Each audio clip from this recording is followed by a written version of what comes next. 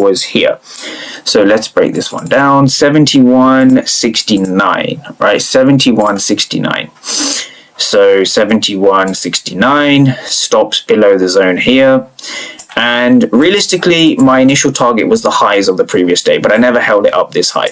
Okay, I only got 1.5 R. So now the trick now for me is I want traders to understand what was going on here. And we're going to use the Bolt breakout blueprint. So how does the Bolt breakout blueprint actually work?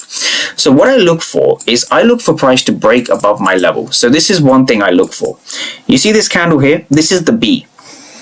So if we go now to let me see. So if we go now to here, right, we're trying to enter with precision. Now this is where we are. This is how the Bolt breakout blueprint works. So I will take a red line and I will draw the line just like this. Right, that is my break right there at the level. So now from here, once we see price coming back in, so we've had break, we're now looking for an optimal retest. So it's down here. This is our optimal retest. And so it looks something like this, right? If I just get it up, there we go. So here is the retest here. So hopefully you can see here a ton of aggressive sellers, right? Even here, if I break it down, here we go. So let's really break this down. Now, again, if you're trading without order flow, maybe question why, or more importantly, why you're even trying to trade in the first place, right? So if I just break this down for you, there we go. So order flow, and then we have our image somewhere like this. And so hopefully you can see here now a correlation between this image and also this image here, right? When we dive in, hopefully you can see this. So we see a finished auction. So we've detected zeros, huge amount of aggressive selling. Even here we have, you know, if we just take a look at it, this was our break. And so I'm only looking to go long after we get above this red line. This is very important to understand. So anything that happens here, I'm not interested in entering. I only enter as we pass this line here. That's very important to understand, right? I only enter as we pass this line. So here, I will go long at this point.